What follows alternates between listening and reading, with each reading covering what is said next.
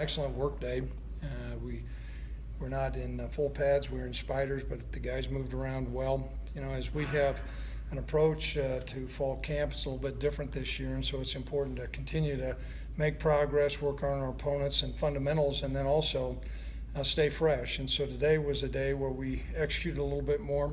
Tomorrow we'll put full pads on and have a pretty robust practice, but overall pleased.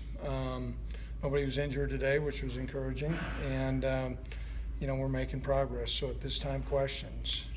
Assess where special teams are, like your return games or your punt defense and stuff. Are those coming along well as you would like at this point in camp? Great question. I think our specialists are kicking the ball well and snaps gone well, so we're pleased with that. We've worked on our returns and punt blocks and all those things extensively.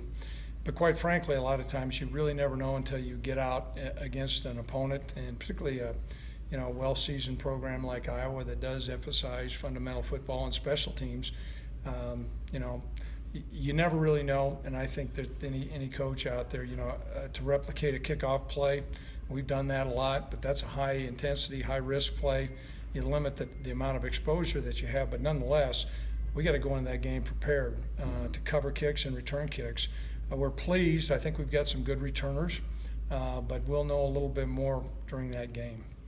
From talking to Coach Grant before James got hurt, it's not like he was maybe the most physical of the starting receivers out there. Is there, someone else depth-wise who can bring that same level of physicality with him out? Well, difficult chore. James is a tall, physical, about 210 pounds, very much in the same mold as Tanner.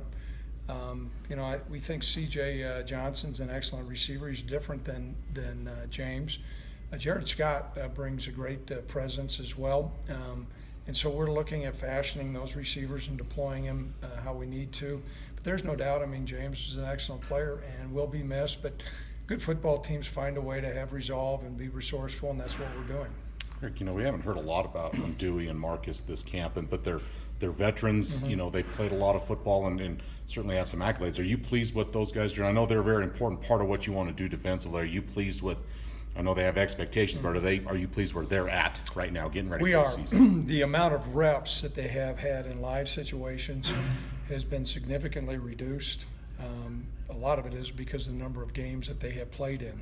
Last year, Andrew came in with a pretty significant hamstring pull and then had another one during camp. He's running faster than he has, and we think those hamstring pulls really limited some of his play last year. He's running faster. I think Marcus has really improved his tackling. He's got great breaks on the ball. Those two guys have played a lot of football. They're not senior players, but they're veteran players. And so we've kind of tried to bring along some of the other younger guys and then also limit the amount of full contact work they have. I think we'll go into that first game, they'll be ready to go, and we're well pleased with that position. With guys like that, again, veterans, the no news. I know you see it every day, you evaluate the film after every practice, but it's no news, kind of good news. That kind of what you expect from proven veteran guys like that, just to keep do their job and keep just plugging along. I would say beyond no news, there's news when you just haven't seen it. Sure. We're really pleased with some of the things that they're doing, and so it's going to be important. We've got to play better defense this year. The encouraging thing is we've got a lot of players back. I think they're playing better. They're playing faster, more aggressively. They're communicating better.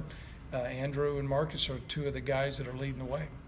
If I remember right, I know John Aquali, I think, had some ups and downs in his recruiting process just with schools falling through and stuff, and then obviously last year plays as a true freshman but doesn't see the field much. Just character-wise, what have you seen from him kind of enduring all that? When you talk about a couple other guys that could step into play, he's one of those guys. He was heavily recruited. He's happy to be here. We're happy to have him. He's been a special teams guy, and it'll be important to see what he can do.